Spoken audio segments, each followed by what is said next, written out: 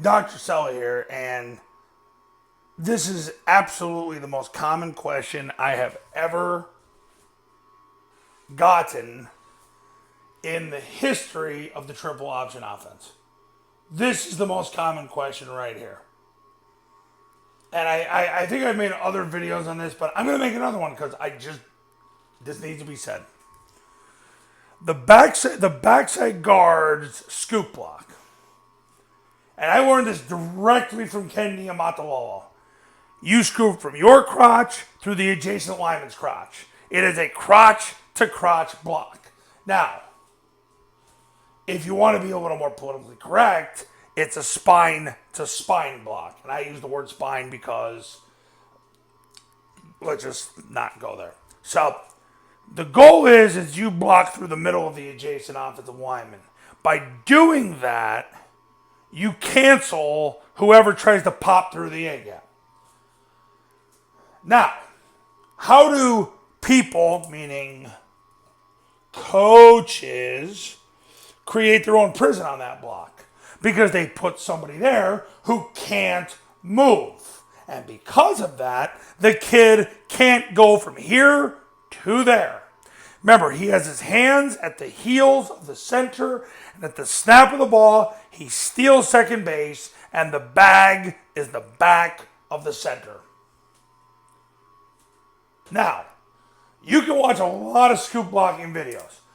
I have done qualitative interviews with linemen who played for Paul Johnson. And we've asked about scoop blocks. I've had other people ask too and report back to me with information. But I've done actual qualitative interviews where we've talked about this, among other topics. And they all say the same thing. All Paul cared about was, did we end up through the crotch of the adjacent offensive lineman so nobody could pop through? So, from a 3.5 foot split, how do you get there? Number one, you got to have your hand at the heels of the center.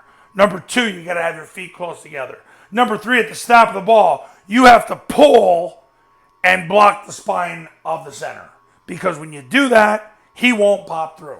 And if he can't do it, he's too fat to play in the offense. He's too fat to play in the offense. One more time. He is too fat to play in the offense. Coaches who play a fat kid create their own phobia.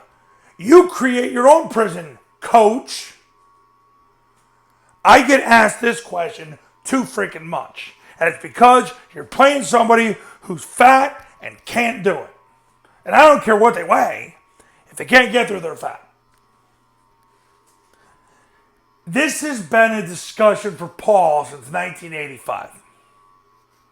Because that's how it's done, because you got to cancel the gap.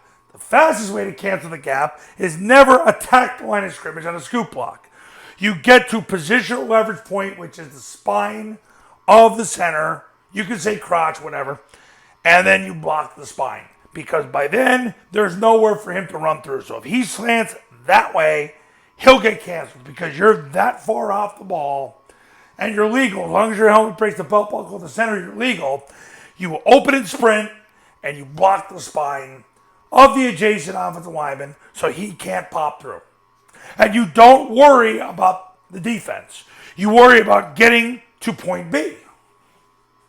The problem is, as soon as you step up the field, he pops through. You stay flat. If you watch Air Force do it, they just stay flat. They don't care about the defense. It's a race to the center. But you create your own phobia if you play a 275-pound kid that can't do it. I used to be a 275-pound kid when I was in high school. I couldn't do it. I was too fat to play in this offense. But that's okay. Because there's lots of 170-pound kids running around. And there's more of them than there is some porco that can't do it. Find kids who can run. If most schools in America, these five guys got to be under 200 pounds. Ankle biters win championships because you can find them. You can find kids who can run because then they can bend their knees with ease and they can steal second base. You want 11 skilled kids on offense, 5 wing key guards. I don't care how you frame it. Just don't play fat people on offense, because if you do, you get closer to losing. All right, rant over. Don't create your own phobia. Play lean guys. Block spine to spine. Don't worry about the defense. Just get to point B faster and they can pop through. You'll be great. If you can't do it, sucks to be you. Get somebody else that can. If nobody else can, now you're going to lose. Because listen, one way or another, it's one thing because the whole point of running the offense is because you can't beat people one-on-one northbound. But you better be able to beat people east and west. Because if they can beat you with speed on the defensive line, you're screwed. This offense is designed for going against big guys, strong guys, guys that can move you southbound.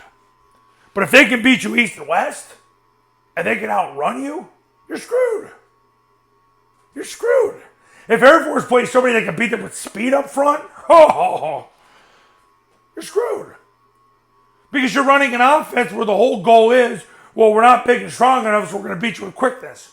We're going to take our military level quickness and we're going to just get to the spot. It's not that they have great 40 times. It's just they're going to beat you with quickness. They're going to beat you with energy. They're going to beat you with efficiency. But if you get beat east and west, you're screwed. Don't play fat people. End of rant.